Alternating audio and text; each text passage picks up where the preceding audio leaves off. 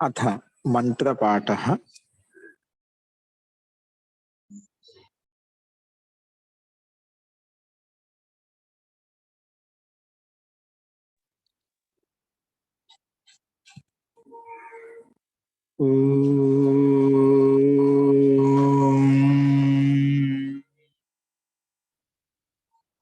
सहनाववतु सहनौ भुनक्तु सह वीर्यं करवावहै तेजस्विनावधीतमस्तु मा विद्विषावहै। ओम शांति शांति शांति।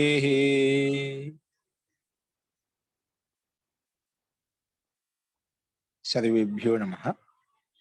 అందరికీ నమస్కారం అండి. మనము న్యాయదర్శనంలో మొదటి అధ్యాయంలో 1వ ఆహ్నికం గురించి చెప్పుకున్నాము. ఈరోజు ఆ మొదటి ఆహ్నికాన్ని మనము సారాంశంగా ఏవైతే సూత్రాలు ఇవ్వబడ్డాయో అవి మనం ఒకసారి చూద్దామండి.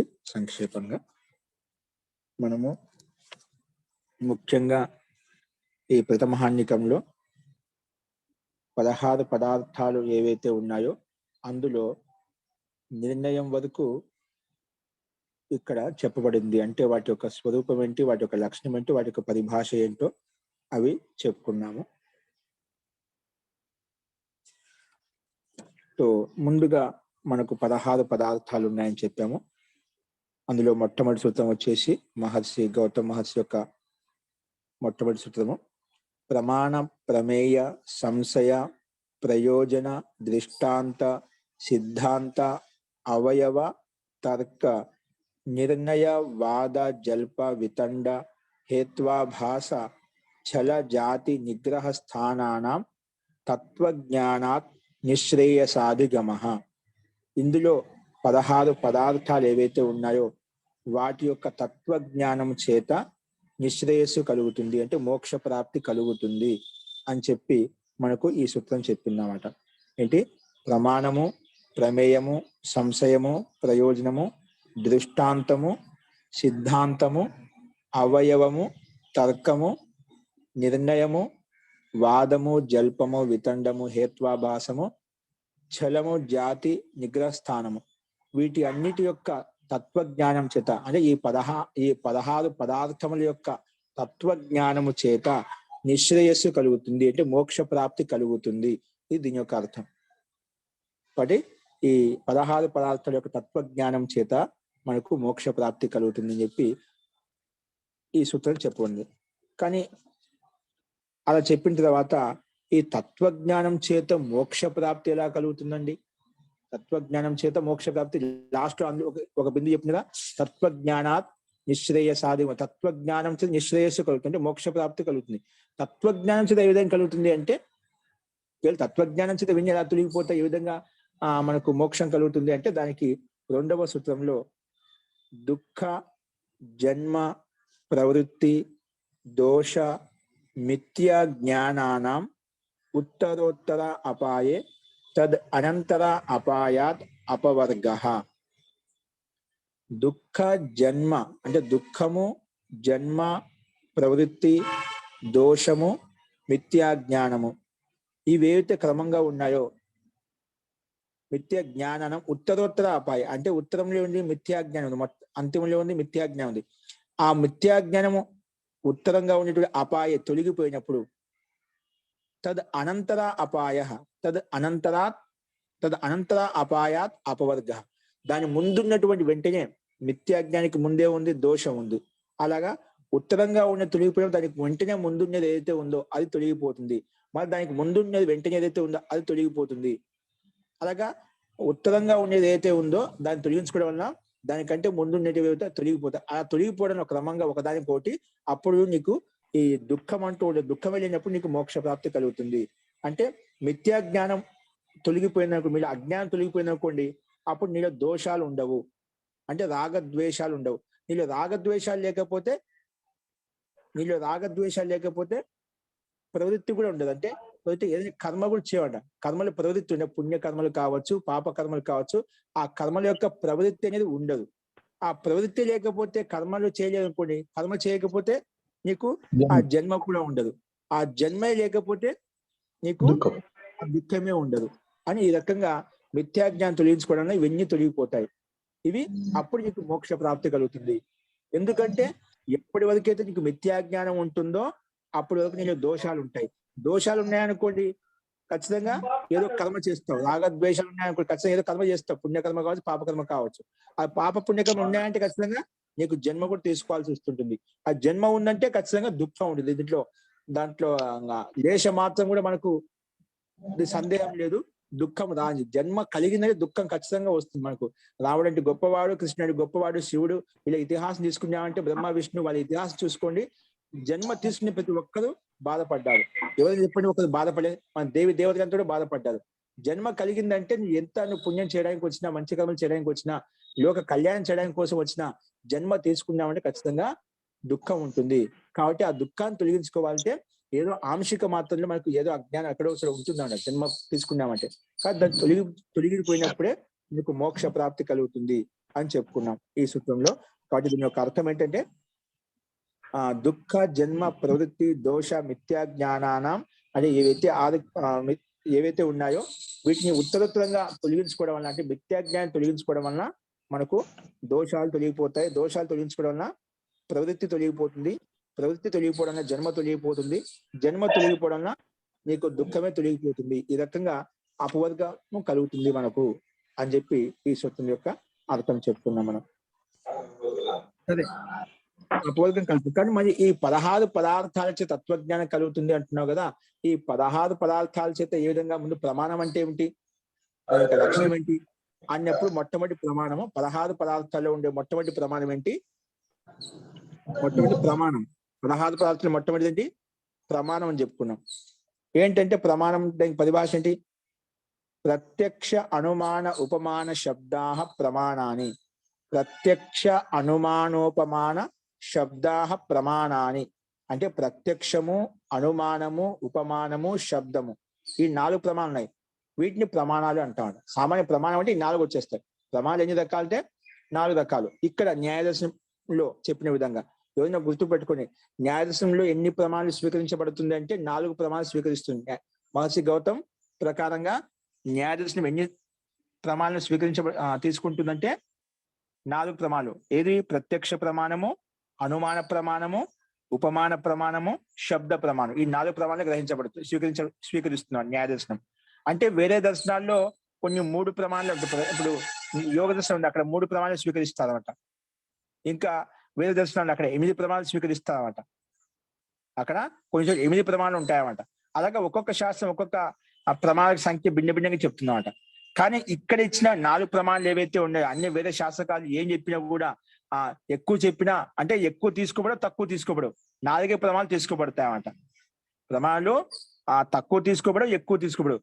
ఒకే తక్కువ చెప్పినా అది మిగతా ఏవైతే ఉన్నాయో వీటి అంతర్గతంలోకి వచ్చేస్తాయి. ఎక్కువ చెప్పినా కూడా అవి కూడా వీటి అంతర్గతంలో తీసుకోబడతాయి అన్నమాట. కానీ 4 ఇక్కడ ముఖ్యంగా న్యాయదర్శనం స్వీకరిస్తుంది. కానీ 4 ప్రమాణాలు చెప్పాలి. సరే, ప్రత్యక్షము, అనుమానం, ఉపమానము, శబ్ద ప్రమాణం ఏవైతే ఉన్నాయో వీటిని ప్రమాణాలు అంటాం. అందులో ప్రత్యక్షం అంటే ఏమిటి, దానికి లక్షణం చెప్పుకుంటాం. ఇది ముందు విభాగం చేశాం. 16 పదార్థాల్లో మొట్టమొదటి పదార్థం ప్రమాణం. ప్రమాణం ఎన్ని రకాలు అంటే 4 రకాలు. ప్రత్యక్షము, అనుమానము, ఉపమానము, శబ్ద ప్రమాణము, వీటిని ప్రమాణం అంటాము. అందుకే సూత్రం చెప్పారు ఇక్కడ, విభాగ సూత్రము. ప్రత్యక్ష అనుమాన ఉపమాన శబ్దా ప్రమాణాని అని చెప్పుకున్నాం. సరే, 4 రకాలు, 4 విభాగాలు చేశాం. అందులో ప్రత్యక్షం అంటే ఏమిటి, దానికి పరిభాష ఏం చెప్పారు? ఇంద్రియార్థ సన్నికర్షోత్పన్నం జ్ఞానం అవ్యపదేశ్యం అవ్యభిచారి వ్యవసాయాత్మకం ప్రత్యక్షం. ఇంద్రియార్థ సన్నికర్షోత్పన్నం జ్ఞానం అంటే ఇంద్రియాలు అర్థంతో సన్నికర్షం ద్వారా ఏదైతే జ్ఞానం ఉత్పన్నమవుతుందో అటువంటి జ్ఞానమే ప్రత్యక్షము.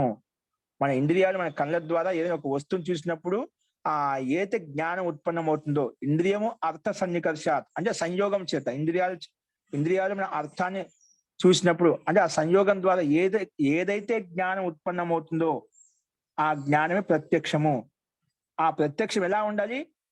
అవ్యపదేశ్యం అంటే వ్యపదేశాత్మకంగా ఉండకూడదు. అవ్యపదేశాత్మకంగా ఉండాలి అంటే శబ్ద బోధంతో అర్థమయ్యే విధంగా ఉండాలి, శబ్దాతిరిక్తంగా ఉండాలన్నమాట.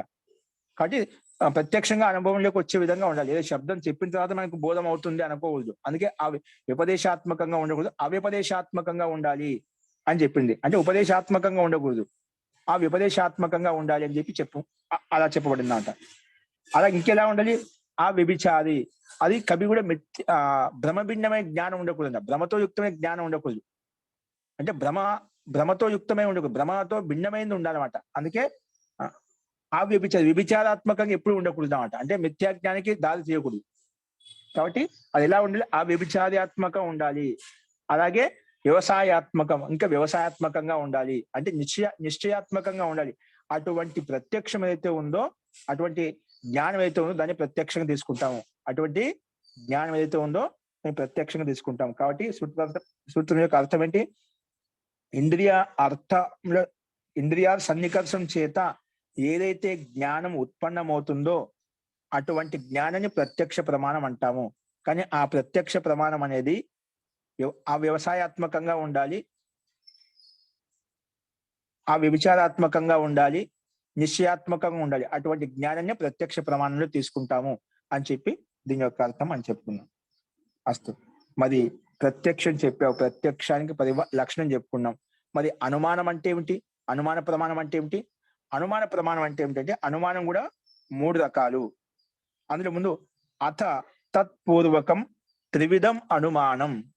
అథ తత్పూర్వకం త్రివిధం అనుమానం పూర్వవత్, శేషవత్, సామాన్యతో దృష్టం చ అని చెప్పుకున్నామంట. తత్పూర్వకం అంటే ఏమిటి? అథ తత్పూర్వకం అంటే ముందు చెప్పిన ప్రత్యక్షం. అనుమానం ఎప్పుడు చేసినా అది ప్రత్యక్ష పూర్వకంగానే ఉంటుంది, గుర్తుపెట్టుకొని. మనం అనుమానం పడుతున్నాము అంటే, అనుమానంగా మనం సందేహిస్తున్నామంటే ఖచ్చితంగా అది ప్రత్యక్ష పూర్వకమే అనుమానం ఉంటుంది. అనుమానం ప్రమాణం ఉందంటే ఖచ్చితంగా ప్రత్యక్షంగా ఉంటుంది, ప్రత్యక్ష పూర్వకమే అనుమానం ఉంటుంది. ఇప్పుడు ప్రత్యక్షం లేదు మనకు, కానీ ముందు ఒకసారి ప్రత్యక్షం చూసాం ఎప్పుడో. ఆ ప్రత్యక్షాన్ని ఆధారంగా చేసుకుని మనం ఇప్పుడు అనుమానం పడుతున్నాం అన్నమాట. కాబట్టి అత తత్పూర్వకం త్రివిధం అనుమానం అంటే ప్రత్యక్ష పూర్వకంగా అనుమానం 3 రకాలుగా, త్రివిధం 3 రకాలుగా అనుమానం ఉంటుంది. ఏంటి ఆ 3 రకాలు అంటే? పూర్వవత్ అనుమానము, శేషవత్, సామాన్యతో దృష్టం చ అని ఇక్కడ పద విభాగం, ఈ అనుమాన ప్రమాణం 3 రకాలుగా విభాగం చేసుకున్నాం. కాబట్టి పూర్వవత్, శేషవత్, సామాన్యతో దృష్టం చ అలా చెప్పిన తర్వాత ఆ పూర్వవత్ అంటే ఏమిటి? దానికి లక్షణం చెప్తున్నాం మళ్ళీ ఇక్కడ. పూర్వవత్ అంటే సింపుల్ గా ఇక్కడ మనం ఏం చెప్పుకుంటే, కారణంను చూసి కార్యాన్ని అనుమానిస్తే దాన్ని పూర్వవత్ అనుమానం అంటాం. అంటే కారణమును చూసి, ఇప్పుడు విత్తనాన్ని చూసి విత్తనం చెట్టు ఉత్పన్నమవుతుంది, చెట్టు ఉత్పన్నమవుతుంది, కార్యాన్ని అనుమానిస్తామట. కాబట్టి కారణమును చూసి ఎక్కడైతే కార్యాన్ని అనుమానిస్తామో దాన్ని పూర్వవత్ అనుమానం అంటాం. పూర్వంలో ఉండే కారణం చూసి తర్వాత జరిగేటువంటి పరిణామం ఏదైతే ఉందో దాన్ని అనుమానిస్తామట. ఇప్పుడు ఆకాశంలో మేఘాల యొక్క ఆచ్ఛన్నతను, మేఘాల యొక్క స్థితిని చూసి వర్షం రాబోతుందని చెప్పి మనము ఏ విధంగా అనుమానిస్తామో, అంటే ముందు కారణం చూసిన దీన్ని ఇలా కారణం మేఘాలు ఈ విధంగా ఆచ్ఛాదనం అవుతున్నాయి అంటే ఈ రకంగా వాతావరణం మార్పులు వచ్చాయి, దాన్ని బట్టి వర్షం రాబోతుంది అని చెప్పి మన లక్షణాల ద్వారా గుర్తుపడతాం అన్నమాట. కాబట్టి కారణమును చూసి ఎప్పుడైతే కార్యాన్ని అనుమానిస్తామో దాన్ని పూర్వవత్ అనుమానం అంటాము. రెండవది శేషవత్ అనుమానం. శేషవత్ అంటే ముందు కార్యాన్ని చూసి కారణాన్ని, విపరీతంగా కార్య వస్తువును చూసి కారణాన్ని అనుమానిస్తాం అన్నమాట. ఇప్పుడు ఈ చలవాణి ఉందంటే మన కార్యం, ఇక్కడ కార్య వస్తువు మన దగ్గర ఉంది, కానీ దీన్ని తయారు చేసే కర్త ఖచ్చితంగా మనకు ప్రత్యక్షం లేకపోతే ఎక్కడో ఉన్నాడు, ఆ కారణాన్ని అనుమానిస్తాం, అంటే కర్తను అనుమానిస్తాం. ఆ ఖచ్చితంగా కర్త ఎవరో ఉన్నారు చేసిన వ్యక్తి, మళ్ళీ మనం చూడకపోవచ్చు, ఎక్కడో ఒక చోట ఉన్నాడు. ఎందుకంటే ఏ వస్తువు ఉత్పన్నమవుతే కర్త లేకుండా ఉత్పన్నం కాదు. కాబట్టి ఈ వస్తువు ఉత్పన్నమైంది, కార్య వస్తువు మనకు కనిపిస్తుందంటే కారణం కూడా ఖచ్చితంగా ఉంటుంది. కానీ కార్యాన్ని చూసి కారణం ఎక్కడైతే అనుమానిస్తామో దాన్ని శేషవత్ అనుమానం అంటాము. మరి సామాన్యత దృష్టం అంటే ఏమిటి? అంటే ఏదైనా ఒక వ్యక్తిని ఇక్కడ చూసాము, మళ్ళీ గంట తర్వాత ఇంకో స్థానం చూసాం, అప్పుడు మనం అనుమానిస్తాం గతి ఉందని చెప్పి.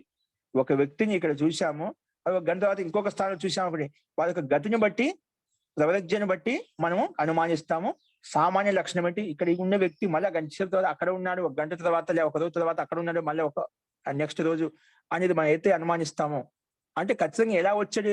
గతిపూర్వకంగా వచ్చాడు. ఆ సామాన్య లక్షణం బట్టి ఖచ్చితంగా గతి ఉంది అంటే ఆ రకంగా సామాన్యత దృష్టం అనుమానం, ఈ రకం కూడా అనుమానిస్తా ఉంటాం. దీన్ని సామాన్యత దృష్ట అనుమానం అంటాం.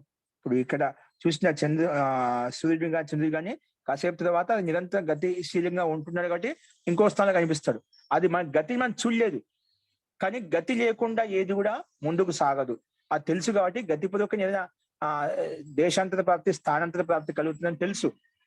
కాబట్టి ఆ సామాన్య లక్షణం ద్వారా మనం అనుమానం పడతాం. కాబట్టి ఇది కూడా ఒక అనుమానం. అంటే అనుమానంలో 3 రకాలు: కారణాన్ని చూసి కార్యాన్ని అనుమానించడము, కార్యాన్ని చూసి కారణం అనుమానించడం, సామాన్య లక్షణం ద్వారా కూడా గతి ద్వారా కూడా మనం అనుమానించడం. ఈ రకంగా సామాన్యత దృష్టం అని చెప్పి చెప్పుకున్నాం. ఈ రకంగా పూర్వవత్తు, శేషవత్తు, సామాన్యత దృష్టం అని చెప్పి చెప్పుకున్నాం. అస్తు. దీనికి ఇంకో రకంగా పరిభాష చేశాడు, అది దీనికి అంతర్గతంలో వస్తుందన్నమాట. ఓకే, సో అది కూడా అంటే ఎప్పుడైతే 2 వస్తువులు ప్రత్యక్షంగా చూసాము, అందులో ఆ 2 వస్తువుల నుంచి ఏదో ఒక వస్తువు ఇప్పుడు కనిపిస్తుంది, 2వ వస్తువు కనిపించలేదు, దాన్ని బట్టి కూడా మనం అనుమానం ద్వారా తెలుసుకుంటాం. కానీ ఇది పూర్వవత్ అనుమానం కింద తీసుకోవచ్చు. శేషవత్ అనుమానం అంటే అన్ని మనం ఇది కాదు నిషేధించుకుని వచ్చాం. అన్ని నిషేధాలు నిలుచుకున్న తర్వాత మిగిలిన ఏదైతే ఉందో, పరిశిష్టం ఏదైతే ఉందో దాన్ని శేషవత్ అనుమానం అంటామంట. అన్ని ఖండించుకుంటూ వచ్చిన తర్వాత ఏదైతే ఖండించబడలేదో మిగిలినవి ఏవైతే ఉన్నాయో అది శేషం, మిగిలింది ఏదైతే ఉందో అదే ప్రత్యక్షంగా తీసుకుంటామట. ఆ రకంగా ఇది శేషవత్ అనుమానం కింద తీసుకోవచ్చు. నెక్స్ట్ సామాన్యత దృష్టం అంటే ఎప్పుడైతే ఆ తెలియని వస్తువును చూసి అప్రత్యక్షమైన వస్తువు, అంటే ఒక ప్రత్యక్షమైన వస్తువుగా చూసినట్టు వస్తువుగా ప్రత్యక్ష వస్తువుగా తెలియని అప్రత్యక్షమైన వస్తువును మనం అనుమానం ద్వారా తెలుసుకుంటామట. ఇది సామాన్యత దృష్టం. అంటే ముందుగా ఒక వస్తువును మనం రెండింటిని చూసామట, ఎప్పుడో ఒకసారి చూసాం, అందులో ఇప్పుడు ఒకటే వస్తువు కనిపిస్తుందట. అప్పుడు సామాన్య లక్షణం ద్వారా 2వ వస్తువు ఖచ్చితంగా ఉంటుంది అని చెప్పి ఇది సామాన్య లక్షణం ద్వారా దాని తెలియని వస్తువు యొక్క పదార్థాన్ని మనం తెలుసుకుంటాం. ఇది సామాన్యత దృష్టం. దాదాపుగా 2 ఒకే విధంగా ఉంటే దాన్ని మార్చి ఇంకో రకంగా ప్రస్తావించారు. పూర్వవత్ అనుమానము, శేషవత్ అనుమానము, సామాన్యత దృష్టి అనుమానాన్ని ఈ రకంగా మనం 2 రకాలుగా వ్యాఖ్యానం చేశారు. అస్తు. ఇది అనుమానం 3 రకాలు అని చెప్పుకున్నాం: పూర్వవత్తు, శేషవత్తు, సామాన్యత దృష్టంచ. కాబట్టి సామాన్యం అంటే గతిని చూసి, స్థానాంతర ప్రాప్తిని చూసి మనకు అనుమానం అయితే కలుగుతుందో దాన్ని సామాన్య దృష్ట అనుమానం చెప్పి చెప్పుకున్నాం. అస్తు. ఇలా చెప్పిన తర్వాత ప్రత్యక్ష ప్రమాణం చెప్పుకున్నాం, అనుమాన ప్రమాణం చెప్పుకున్నాం. మరి ఉపమాన ప్రమాణం అంటే ఏమిటి? ఉపమాన ప్రమాణం అంటే ప్రసిద్ధ సాధర్మ్యా సాధ్య సాధనం ఉపమానం. ప్రసిద్ధమైన సాధర్మ్యం చేత సమానమైన ధర్మం అంటే ప్రసిద్ధమైన లోకంలో అయితే అందరికీ అవగతమైనటువంటి వస్తువు పదార్థం అది ప్రసిద్ధమైనది అన్నమాట. అలాంటి ప్రసిద్ధమైన సాధర్మ్యం చేత సాధ్య వస్తువుకు సాధనం అయితే ఉందో దాన్ని ఉపమాన ప్రమాణం అంటాము. ప్రసిద్ధమైన సాధర్మ్యం చేత సాధ్యానికి, మన లక్ష్యానికి ఆ సాధనం ఏదైతే ఉందో దాన్ని ఉపమాన ప్రమాణం అంటాం. ఒక వ్యక్తికి, కొత్త వ్యక్తికి ఆవు ఎలా ఉంటుందో తెలియదు. ఆ వ్యక్తికి ఆవు ఎలా ఇలా ఉంటుందని చెప్పాం. అడవి ఆవు ఎలా ఉంటుంది, ఆవుకు సమానంగా ఉంటుందని చెప్పాం కొత్త వ్యక్తికి. అదే వ్యక్తి అడవిలోకి వెళ్ళి చూసినా అనుకోండి, ఇప్పుడు ఆవు ఎలా ఉంటుందని దాన్ని చూసే ప్రత్యక్షంగా చూపించాం. ఆవుకు సమానంగానే అడవిలో ఉండే ఆవు ఉంటుంది అని చెప్పాం అనుకోండి. రేపు తర్వాత అడవిలోకి వెళ్ళి చూసిన తర్వాత ఆ లక్షణాలను బట్టి ఎక్కువగా సాదృశ్యం కనిపిస్తున్నాయట. ఆవుకు ఉండే సమాన లక్షణాలు ఎక్కువగా ఆ అడవిలో ఉండేటువంటి ఆవు, అంటే అది ఆవు కాదు, ఆవులాగా ఉంటుందన్నమాట. ఆవుడు యొక్క లక్షణాలను బట్టి ఇది ఆవులాగానే ఉంది కాబట్టి ఇదే అడవి ఆవు అని చెప్పి దాన్ని మనం అర్థం చేసుకుంటే ప్రసిద్ధమైన లక్షణాలు, సాధర్మ్యమైన లక్షణాలు ఉన్నాయి కాబట్టి దాన్ని బట్టి ఇది అడవి ఆవు అని చెప్పి ఉపమానం ద్వారా. ఉపమానం ఎలా ఉంటుంది? అది ప్రసిద్ధమైన సాధర్మ్యంతో యుక్తమై ఉంటుందండి, ప్రసిద్ధమైన లక్షణంతో యుక్తమైనటువంటి. అటువంటి ప్రసిద్ధమైన లక్షణంతో యుక్తమైనటువంటి సాధనం అయితే ఉందో అది సాధ్యానికి ఉపమాన ప్రమాణంగా తీసుకుంటాము. అందుకే ప్రసిద్ధ సాధర్మ్యం చేత సాధ్యానికి సాధనం అయితే ఉందో దాన్ని ఉపమానం అని చెప్పి చెప్పుకున్నాము. ఇది ఉపమాన ప్రమాణం. మరి శబ్ద ప్రమాణం అంటే ఏమిటి? ఆప్తోపదేశ శబ్ద. ఆప్త పురుషుల యొక్క శబ్దం అయితే ఉందో దాన్ని ఉపమాన ప్రమాణం చెప్పుకుంటాను. ఆప్త పురుషుల యొక్క ఉపదేశం అయితే ఉందో, ఏంటంటే శాస్త్రం చెప్పిన విషయాలు ఏవైతే ఉన్నాయో అవి శబ్ద ప్రమాణంగా చెప్పుకుంటాం. కాబట్టి ముఖ్యంగా ఆప్తోపదేశ శబ్ద, ఆప్త పురుషుల యొక్క ఉపదేశం అయితే ఉందో దాన్ని శబ్ద ప్రమాణం తీసుకుంటాము. అదేవిధంగా శాస్త్రం చెప్పిన విషయాలు కూడా ఏవైతే ఉన్నాయో అవి శబ్ద ప్రమాణంగా తీసుకుంటాము. కానీ ఆ శబ్దము 2 రకాలు: దృష్టార్థము, అదృష్టార్థం. సా ద్వివిధో. దృష్టార్థో అదృష్టార్థత్వాత్. సా ద్వివిధో దృష్ట అదృష్టార్థత్వాత్. దృష్ట అదృష్టార్థత్వాత్ అంటే ఆ శబ్ద ప్రభావం కూడా ఒక దృష్టార్థం ఈ జన్మలో ఈ కాలంలో ఈ సమయంలో తక్కువ సమయంలో మనకి ప్రత్యక్షం అవుతున్నమాట. కొన్ని అదృష్టార్థత్వ, కొన్ని చేసిన కర్మలకు ఫలితం అనేది తర్వాత దీర్ఘకాలం తర్వాత వచ్చే జన్మలో మనకు ఫలం కలుగుతున్నమాట. కాబట్టి ఆ శబ్ద ప్రమాణంలో ఏదైతే ఆప్త పురుషులతో వచ్చిన చెప్పబడిందో అది యథార్థమైందే. కానీ కొన్ని ప్రత్యక్షంగా ఈ జన్మలో చూస్తాం, లేదా కొంతకాలం తర్వాత చూస్తాము. కొన్ని అదృష్టార్థమైంది, ఇప్పుడు తక్కువ దీర్ఘకాలం తర్వాత చూస్తాము, లేదా వచ్చే జన్మలో చూస్తాము. కాబట్టి దృష్టార్థం అంటే దగ్గరగా చూసేటువంటి, అదృష్టార్థాన్ని దూరంగా చూసేటువంటి మాట. కాబట్టి ఈ రకమైన అది దూరం అంటే అది ఈ జన్మలో కావచ్చు, వచ్చే జన్మలో కావచ్చు, అవి కొన్ని దగ్గర కావచ్చు. దృష్టార్థం అంటే కొన్ని కొంత నెల, 2 నెలలు, 3 నెలలు, సంవత్సరం తర్వాత చూడవచ్చు. అది దృష్టార్థం అంట. ఇప్పుడు ఒక పొలంలో పంట రైతు వేస్తున్నాడు, అది త్వరగా 3 నెలల తర్వాత మన పంట చేతికి వచ్చేస్తుంది, అది ఇప్పుడే చూస్తాం. కొన్ని వస్తువులు అలా ఉంటాయి, 100 నెలలు టైం పడుతుంది. కొన్ని చెట్లు అలా ఉంటాయి, దాన్ని విత్తనం వేస్తే అది తర్వాత ఫలాన్ని ఇస్తుంది, అది చూడలేమంట. అదృష్టార్థం మనం చూడకపోతే వేరే వాళ్ళు చూస్తాను, దీర్ఘకాలం తర్వాత దాని ఫలప్రాప్తి కలుగుతుంది. కాబట్టి ఈ రకంగా ఆప్తోపదేశ శబ్ద, ఆప్తోపదేశ యొక్క ఉపదేశం అయితే దాన్ని శబ్ద ప్రమాణంగా తీసుకుంటాము. అవి 2 రకాలు. సా ద్వివిధో దృష్ట అదృష్టార్థత్వాత్ అని చెప్పి మనం చెప్పుకున్నామట. అస్తు. ఈ రకంగా ప్రమాణము 4 రకాలు. అవి ఏవి అంటే దాని లక్షణం చెప్పుకున్నాం. ఓకేనా? అవి చూసాం. రెండో పదార్థం ఏంటి ప్రమాణం తర్వాత? ప్రమేయము. రెండో పదార్థం ఏంటి? ప్రమేయం. 16 పదార్థం. రెండో పదార్థం ఏంటి? ప్రమేయము. ప్రమేయం అంటే ఏమిటి? అది ప్రమేయం కూడా 12 రకాలు అంట. ఈ విధంగా ప్రమాణం 4 రకాలు చెప్పుకున్నాము, అవి ఏంటివో చెప్పుకున్నాము. అలాగే ప్రమేయం కూడా 12 రకాలు. ఏంటివి ఆ 12 రకాలు అంటే? ఆత్మ, శరీరేంద్రియార్థ, బుద్ధి, మనః, ప్రవృత్తి, దోష, ప్రేత్యాభావ, ఫల, దుఃఖ, అపవర్గాస్తు ప్రమేయం. ఇవి ప్రమేయాలు 12 రకాలు. ఏంటి? ఆత్మ, శరీరము, ఇంద్రియము, అర్థము అంటే ఇంద్రియాలు, అర్థము, బుద్ధి, మనస్సు, ప్రవృత్తి, దోషము, ప్రేత్యాభావము, ఫలము, దుఃఖము, అపవర్గము. ఇవి 12 రకాలు మొత్తం. వీటి 12 రకాలను ఇవన్నీ ఏంటివి? మోక్ష ప్రాప్తికి సాధనములు అనమాట. ఇవి కూడా మోక్ష ప్రాప్తికి సాధన. అంటే ఆత్మ అంటే ఏమిటి, శరీరం అంటే ఏమిటి, ఇంద్రియములు అంటే ఏమిటి, అర్థములు అంటే ఏమిటి, బుద్ధి అంటే ఏమిటి, మనసు అంటే ఏమిటి, ప్రవృత్తి, దోషము, ప్రేత్యం, ఇవన్నీ ఏంటివి? వీటి యొక్క స్వరూపం తెలుసుకున్నప్పుడే మనం యథార్థంగా మనము మన లక్ష్యం వైపు, ఆత్మ మోక్షం వైపు ముందుకు వెళ్ళవచ్చు. కాబట్టి ఇవన్నీ మనకు తెలుసుకోవాలి. యథార్థంగా తెలుసుకున్నప్పుడే మనకు మోక్ష ప్రాప్తి కలుగుతుంది, నిశ్రేయస్సు కలుగుతుంది అని చెప్పి ఈ 12 రకాల ప్రమేయాలు ఇక్కడ ఉల్లేఖించబడ్డాయన్నమాట. ఇవి విభాగం చేయబడ్డాయన్నమాట. అందుకే ఆత్మ, శరీరేంద్రియార్థ, బుద్ధి, మనః, ప్రవృత్తి, దోష, ప్రేత్యాభావ, ఫల, దుఃఖ, అపవర్గాస్తు ప్రమేయం అని చెప్పుకున్నాం. అందులో ఇప్పుడు లక్షణం అక్కడ విభాగం చేసుకున్నాం. అందులో ఆత్మ అంటే ఏమిటి, దానికి లక్షణం చెప్పుకున్నాం, దాని యొక్క స్వరూపం చెప్పుకున్నాం, దాని పరిభాష చెప్పుకున్నాం. అందులో 12 ప్రమేయాల్లో అంటే ఇవే కాదు, ఇంకా చాలా ఉన్నాయండి. అంటే మోక్ష ప్రాప్తికి అత్యంత దగ్గరగా ఉన్నటువంటి కారణభూతమైనటువంటి ఈ 12 మాత్రమే. అవి డైరెక్ట్ గా మిగిలిన ప్రమేయాలు చాలా ఉన్నాయి, కానీ అవన్నీ మనకు ముక్తి ప్రాప్తి కొరకు అవసరం లేదన్నమాట. కానీ చాలా ఉన్నప్పటికీ కూడా ప్రమేయాలు ఈ 12 ముఖ్య కారణం కాబట్టి ఈ 12 చెప్పుకున్నాము. అందులో ఆత్మ అంటే ఏమిటి అంటే దానికి లక్షణం చెప్పబడింది ఇక్కడ. ఆత్మ ఉందో ఎలా తెలుస్తుందంటే ఇచ్ఛ, ద్వేష, ప్రయత్న, సుఖ, దుఃఖ, జ్ఞానాన్ని ఆత్మనోలింగం. ఈ 6 పదార్థాలు 6 లక్షణాలు ఏవైతే ఉన్నాయో, గుణాలు ఏవైతే ఉన్నాయో, దీన్ని బట్టి ఆత్మ ఉందని గుర్తిస్తా ఉంటాం. ఏంటివి? ఇచ్ఛ, ద్వేషము, ప్రయత్నము, సుఖము, దుఃఖము, జ్ఞానము. ఈ 6 గుణాలు ఎక్కడైతే ఉంటాయో, ఈ 6 లక్షణాలు ఎక్కడైతే ఉంటాయో అక్కడ ఆత్మ ఉందని గుర్తించాలి. అందుకే ఇచ్ఛ, ద్వేష, ప్రయత్న, సుఖ, దుఃఖ, జ్ఞానాన్ని ఆత్మనోలింగం. ఆత్మలింగం అంటే లక్షణం అంట. ఇవన్నీ ఆత్మకి లక్షణాలు. ఆత్మ ఎక్కడైతే ఉంటుందో ఖచ్చితంగా ఈ లక్షణాలు ఉంటాయి. ఈ లక్షణాలు ఎక్కడైతే లేవో అది ఆత్మే కాదు, అది గుర్తుపెట్టుకోవాలి. సరే, మరి శరీరం అంటే ఏమిటి? శరీరం అంటే ఏమిటి అంటే దానికి పరిభాష చెప్పబడింది. చేష్టేంద్రియార్థాశ్రయ శరీరం.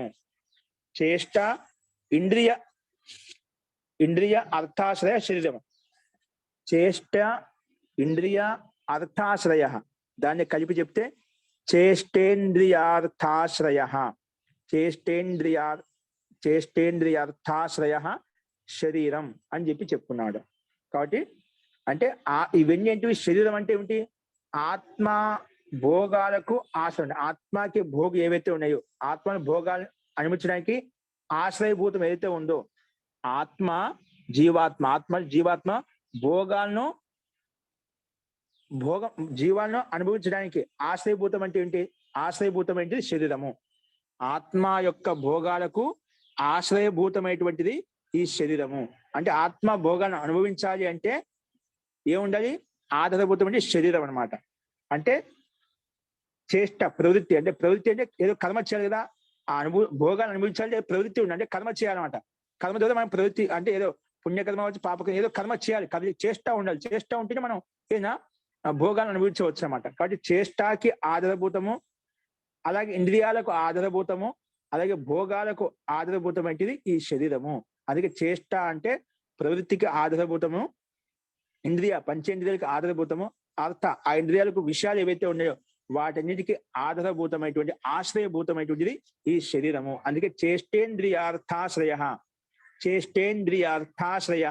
శరీరం. చేష్ట, ఇంద్రియ, అర్థాశ్రయ శరీరం, అలా విడిది చెప్పుకోవచ్చు. ఓకే.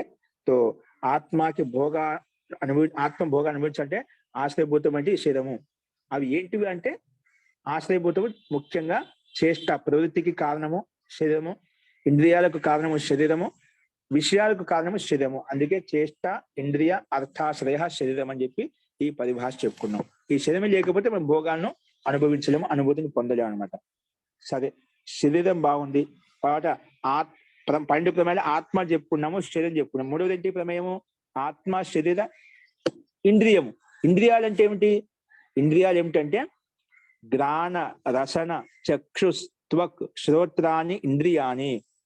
గ్రాణ, రసన, చక్షుస్, త్వక్, శ్రోత్రాన్ని ఇంద్రియాని అని చెప్పి ఇక్కడ చెప్పండి. గ్రాణేంద్రియము, రసనేంద్రియము, చక్షుషేంద్రియము, త్వగింద్రియము, శ్రోత్రేంద్రియము, ఇంద్రియాని. వీటిని ఇంద్రియాలు అంటాం.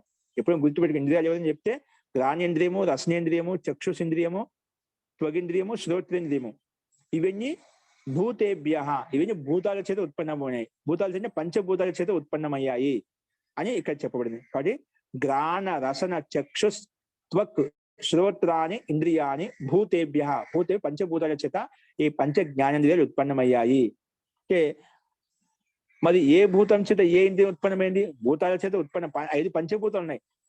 5 పంచభూతాల చేత ఏవి ఏ దాని చేత ఉత్పన్నం ఎలా తెలుస్తుంది అంటే దానికి కింద సూత్రం ఇచ్చదు. పృథివ్యాపస్తేజో వాయురాకాశమితి భూతాని. అంటే పృథివీ మహాభూతం చేత గ్రాణేంద్రియం ఉత్పన్నమైంది. అలాగే జల మహాభూతం చేత రసనేంద్రియం ఉత్పన్నమైంది. తేజో మహాభూతం చేత అంటే అగ్ని మహాభూతం చేత చక్షు ఇంద్రియం ఉత్పన్నమైంది. వాయు మహాభూతం చేత త్వగింద్రియం ఉత్పన్నమైంది. అలాగే ఆకాశ మహాభూతం చేత శ్రోత్రేంద్రియం ఉత్పన్నమైంది అని చెప్పి ఇక్కడ చెప్పబడింది. కాబట్టి పృథివ్యాపస్తేజో వాయురాకాశమితి భూతాని. ఇవి క్రమంగా పైన చెప్పిన ఇంద్రియాలు ఉత్పన్నమయ్యాయి. అలా చెప్పిన తర్వాత ఇవేంటి? వేటు ఈ ఇంద్రియాలకు కారణం ఏంటి? ఈ పంచ జ్ఞానేంద్రియాలకు కారణము ఈ పంచభూతాలు, పృథివీ, ఆపస్, తేజో, వాయు, ఆకాశం చెప్పుకున్నాం. తర్వాత ఇంద్రియాల గురించి చెప్పుకున్న తర్వాత అర్థాలు అంటే ఏమిటి ఇక చెప్తున్నాడు. ఇంద్రియార్థ మనకు 12 ప్రమేయాల్లో ఆత్మ, శరీరము, ఇంద్రియము చెప్పిన తర్వాత అర్థం ఉంది. అర్థం అంటే ఏమిటి అవి చెప్తున్నాడు. గంధ, రస, రూప, స్పర్శ శబ్దాః పృథివ్యాది గుణాః తదర్థాః. ఇవి గంధము, రసము, రూపము, స్పర్శము, శబ్దం ఏవైతే ఉన్నాయో ఇవి పృథివ్యాది గుణాః. ఈ పృథివీ మహాభూతం యొక్క పృథివీ మహాభూతాలు ఉన్నాయి కదా, పృథివ్యాది మహాభూతాలు పంచభూతాలు ఏవైతే ఉన్నాయో వాటి యొక్క గుణాలు. అంటే పృథివీ మహాభూతంలో గంధగుణం ఉంది, జల మహాభూతంలో రసగుణం ఉంది, అగ్ని మహాభూతంలో రూపగుణం ఉంది, వాయు మహాభూతంలో స్పర్శ గుణం ఉంది, అలాగే ఆకాశ మహాభూతంలో శబ్ద గుణం ఉంది. ఈ గుణాలే గంధ, రస, రూప, స్పర్శ శబ్దాలు, ఈ గుణాలనే తదర్థాహ అంటే ఇంద్రియాలకు అర్థాలు కూడా, అంటే ఇంద్రియాలకు విషయాలు కూడా. అంటే గ్రాణేంద్రియం అనేది రసనాన్ని గ్రహిస్తుంది, ఇది విషయం అంట. గ్రాణేంద్రియానికి ఇది గంధగుణం విషయం, అంటే గంధాన్ని గ్రహిస్తున్నాం అంట. అలాగే రసనేంద్రియానికి రసము, అలాగే రూపేంద్రియానికి రూపము, ఇవన్నీ విషయాలు అనమాట. చక్షు ఇంద్రియానికి రూపము, అలాగే త్వగింద్రియానికి స్పర్శ, అలాగే శ్రోత్రేంద్రియానికి ఈ శబ్దం అనే విషయాలు. అందుకే తదర్థాహ, ఇవి విషయాలు కూడా. ఈ విధంగా పృథివ్యాది పంచభూత గుణాలు, అలాగే ఇంద్రియాలకు ఈ అర్థాలు కూడా, అంటే విషయాలు కూడా. కాబట్టి ఇవి తదర్థాహ అని చెప్పి ఈ విషయాలు చెప్పుకున్నాం. అందుకే విషయాలు ఇవి గంధరస రూప స్పర్శ శబ్దాలు విషయాలు, అలాగే ఇవి పృథివ్యాది మహాభూతాలకు గుణాలు కూడా. అది అర్థం చేసుకోవాలి. ఓకే, సరే, అర్థాలు చెప్పుకున్నాం. 12 ప్రమేయాల అర్థం కూడా చెప్పుకున్నాం. మరి బుద్ధి అంటే ఏమిటి? బుద్ధి అంటే ఏమిటి అది చెప్తున్నాను. బుద్ధి అంటే ఏమిటంటే అర్థం తర్వాత, బుద్ధి ఉపలబ్ధి జ్ఞానం ఇది అనర్థాంతరం. బుద్ధి ఉపలబ్ధి జ్ఞానం ఇది అనర్థాంతరం. బుద్ధి అన్నా ఉపలబ్ధి అన్నా జ్ఞానం అన్నా ఇది అనర్థాంతరం. అర్థాంతరం కావంటే భిన్న భిన్నం కాదు. బుద్ధి అన్నా ఉపలబ్ధి అన్నా జ్ఞానం, 2, 3 ఒకటే, పర్యాయ శబ్దాలు. అది మనం తీసుకోవాలి.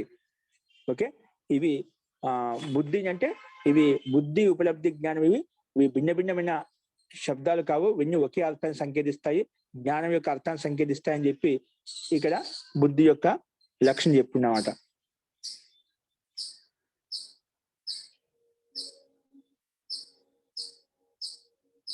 అస్తు.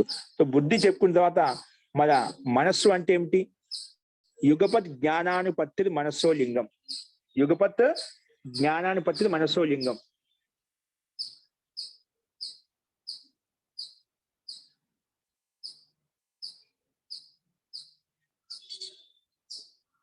యుగపత్ జ్ఞానానుపత్తి మనస్సో లింగం. యుగపత్ అంటే ఈ మనస్సు అనేది అనేక ఇంద్రియాలకు ఇది ఆధారభూతమైన, అంటే అనేక ఇంద్రియాల యొక్క విషయాన్ని గ్రహించిన అన్నిటికీ ఇది గ్రహిస్తున్నాడు మనసు. అనేక పంచ జ్ఞానేంద్రియాలు ఏదైతే విషయాలు గ్రహించబడతాయో అవన్నీ కూడా మనసు మాత్రం తెలుస్తాయి అన్నమాట. అంటే అన్నిటికీ కారణం ఈ మనసు. పంచ జ్ఞానేంద్రియాల యొక్క విషయాలకు ఆధారభూతమైనది మనసు అన్నమాట. అన్ని విషయాలను గ్రహిస్తుంది. అన్ని విషయాలను గ్రహించినప్పటికీ కూడా ఒక సమయంలో ఒకే ఇంద్రియం యొక్క అర్థాన్ని అది ఆత్మకు అందజేస్తుంది. ఒకే సమయంలో ఒక ఇంద్రియం యొక్క అర్థం అయితే ఉందో, విషయం అవుతుందో అదే గ్రహిస్తుంది. అన్ని విషయాలు తెలుసు కానీ ఒకేసారి అందజేది అనమాట. యుగపత్ జ్ఞానానుపత్తి జ్ఞాన అనుత్పత్తి మనస్సో లింగం. జ్ఞాన అనుత్పత్తి. కాబట్టి యుగపత్ జ్ఞానానుత్పత్తి మనస్సో లింగం అని చెప్పారు. యుగపత్ జ్ఞానంగా అనుత్పత్తి కలుగుతుంది, అంటే ఒకేసారి ఉత్పన్నం కావు. అంటే ఒక ఇంద్రియం యొక్క విషయం అయితే ఉందో ఆ విషయం ఒకేసారి మనకి అందజేస్తుంది ఆత్మకి. అలా క్రమంగా అందజేస్తుంది కానీ ఒకేసారి ఉత్పన్నం చేయదు. దాన్ని అంటే ఇవన్నీ ఎలా తెలుస్తున్నాయి అంటే అది మనసు ఉన్నప్పుడే, అంటే వీటన్నిటిని సంఘాతం చేసేటువంటిది, అనుసంధానం చేసేటువంటి ఆత్మ ఉన్నప్పుడే తెలుస్తుంది. ఇవి మనసు ఉందని చెప్పినప్పుడు మనకు స్మృతి ద్వారా, ముఖ్యంగా స్మృతి, మనకు ఆ స్మృతి ఇప్పుడు ఒక పని చేసాము, ఆ పని తర్వాత ఇంకో పని చేసాం, ఇంకో పని చేస్తూ పోతున్నాం అట. అలాగే పూర్వంలో చేసిన పని ఏదైతే ఉందో ఆ స్మృతి ద్వారా తెలుస్తున్నాడు. కాబట్టి ఇవన్నీ ముందు చేసిన పనులన్నీ ఏవైతే ఉన్నాయో వాటిని అనుసంధానం చేసేది, కలిపేటువంటిది ఏదైంది ఒక తత్వం, అది ఆత్మతత్వం అనేది ఒకటి ఉంది, మనసు అనేది ఒకటి ఉంది. వీటన్నిటిని జోడించి అది ఆత్మకు అందజేస్తుంది. కాబట్టి ఈ మనసు ఉందని చెప్పడం కోసము మన స్మృతి ద్వారా, అనుమానం ద్వారా, ఆగమం ద్వారా, సంశయం ద్వారా, ప్రతిభ ద్వారా, స్వప్న జ్ఞాన ఊహ, ఇవన్నీ కారణాలు అన్నమాట. ఇంకా అలాగే ఆత్మకి లక్షణాలు ఏవైతే చెప్పామో అవే లక్షణాలు మనసు కూడా వర్తిస్తాయి. ఇచ్ఛ, ద్వేష, ప్రయత్న, సుఖ, దుఃఖ, జ్ఞానాన్ని ఆత్మను లింగం. ఇవన్నీ ఎక్కడైతే ఉంటుంది అక్కడ ఆత్మ ఉంటుంది. కాబట్టి ఇవన్నీ ఉండటానికి మనసు అనేది ముఖ్యమైన కారణం. కాబట్టి వీటి యొక్క విషయాల యొక్క అర్థాలు అన్ని ఉన్నప్పటికీ కూడా మనసు ఒక సమయంలో ఒకే విషయాన్ని అందజేస్తుంది జీవాత్మకు అని చెప్పి ఇక్కడ ప్రస్తావించబడింది. కాబట్టి యుగపత్ జ్ఞాన అనుత్పత్తి మనసో లింగం అని చెప్పి ఇక్కడ చెప్పుకున్నాం. మరి క్రమప్రాప్తమైనటువంటి ప్రమేయాల్లో ప్రవృత్తి అంటే ఏమిటి? ప్రవృత్తి అంటే వాణి, బుద్ధి, శరీరం యొక్క చేష్ట అయితే ఉందో, క్రియ అయితే ఉందో దాన్ని ప్రవృత్తి అంటాం. అంటే వాణి ద్వారా, అంటే వాక్కు ద్వారా, బుద్ధి ద్వారా, శరీరం ద్వారా అయితే చేష్ట చేస్తామో, క్రియ చేస్తామో దాన్నే మనం ప్రవృత్తి అంటామంట. ఆ ప్రవృత్తి ఎలా ఉంటుంది అది మనం చెప్పుకున్నాం. 10 రకాల శుభకర్మలు, 10 రకాల అశుభ కర్మలు అని చెప్పి, 10 రకాల శుభకర్మలు, 10 రకాల అశుభ కర్మలు అని చెప్పి. కాబట్టి మనం ఈ వాణి ద్వారానే బుద్ధి ద్వారానే శరీరం ద్వారా చేష్ట చేస్తాం, క్రియ చేస్తాం. కాబట్టి ఆ చేష్ట అయితే ఉందని ప్రవృత్తి అని చెప్పుకున్నాము. ఇక్కడ వాక్ బుద్ధి శరీరం ద్వారా చేష్ట ఏది చేస్తామో, క్రియ ఏది చేస్తామో దాన్ని బుద్ధి అని చెప్పి చెప్పుకున్నాం. సో దాన్ని ప్రవృత్తి అని చెప్పుకున్నాం. ప్రవృత్తి కర్మలో ప్రవృత్తం కావడము, దాన్ని ప్రవృత్తిగా తీసుకున్నాం. ఎందుకు ఈ ప్రవృత్తి ఎందుకోసం? శుభ అశుభ కర్మలు చేయడం కోసం చేసే వృత్తి అంటే ప్రవృత్తి అయితే ఉందో ఇది ఇక్కడ చెప్పుకున్నామట. కాబట్టి ప్రవృత్తికి ముఖ్య కారణం ఏంటంటే వాణి బుద్ధి శరీరం. అదే సూత్రం ఇచ్చింది ఇక్కడ. ప్రవృత్తి అంటే వాక్ బుద్ధి శరీర ఆరంభ. ఎక్కితే వాక్కి బుద్ధికి శరీరానికి ఆరంభం ఎక్కడవుతుందో అక్కడ ప్రవృత్తి ఉంటుంది. ఈ వాక్ బుద్ధి శరీరం లేకపోతే అక్కడ ప్రవృత్తి ఉండదు అన్నమాట. అందుకే ప్రవృత్తి అంటే ప్రవృత్తి వాక్ బుద్ధి శరీరారంభ, వాక్ బుద్ధి శరీరారంభ ప్రవృత్తి అని చెప్పి చెప్పుకున్నామట. అసలు ఇవి ఎక్కడైతే 3 ఉంటాయో అక్కడ ప్రవృత్తి అంటే శుభ అశుభ కర్మలు ఏదో ప్రవృత్తిలో మనం లీనమైపోతాము అని ఇక్కడ ప్రవృత్తి గురించి చెప్పబడింది. మరి దోషం అంటే ఏమిటి? ప్రవర్తన లక్షణ దోషాహ. ప్రవర్తన లక్షణ దోష అంటే ప్రవర్తక హోన అంటే దోషంక స్వరూప్. అంటే ఏంటి దోషంక స్వరూప్? ఏంటి? రాగా దోషాలు ఏవైతే ఉన్నాయో, రాగాది ద్వేషాలు ఏవైతే ఉన్నాయో అవే పుణ్య పాప కర్మల్లో ప్రవృత్తం చేస్తాయండి. ఏంటి? పుణ్య పాప కర్మల్లో ప్రవృత్తం చేస్తామట. దోష ఈ ప్రవర్తన లక్షణ దోషాహ అంటే పుణ్య రాగ ద్వేషాది గుణాలు ఏవైతే ఉన్నాయి, రాగ ద్వేషాలు అవన్నీ కూడా పుణ్యకర్మల్లో పాపకర్మల్లో ప్రవృత్తం చేస్తాయి. కాబట్టి వీటిని దోషాలని చెప్పుకున్నామట. అంటే ప్రవర్తింపజేస్తాయి. ఎక్కడ? కర్మలో ప్రవృత్తిలో ప్రవర్తింపజేస్తాయి కాబట్టి వీటిని దోషాలని చెప్పుకున్నాం. అంటే ప్రవృత్తి కలగాలి అంటే దోషాలు కారణము. అందుకే ప్రవర్తన లక్షణ దోషాహ. ప్రవర్తన కలగాలి అంటే దోషాలు ఉన్నప్పుడే కలుగుతుంది. అందుకే ప్రవర్తన లక్షణ దోషాహ అని చెప్పుకున్నామట. వాటి ఇవి ప్రవర్తకములు. ఏదైనా రాగద్వేషాది కర్మలు ఏవైతే గుణాలు ఏవైతే ఉన్నాయో అవి పాప పుణ్యరూప కర్మల్లో ప్రవర్తన చేస్తాయి. అందుకే వీటిని దోషాలు అని చెప్పి చెప్పుకున్నాము. వాటి ప్రవర్తన లక్షణ దోషాహ.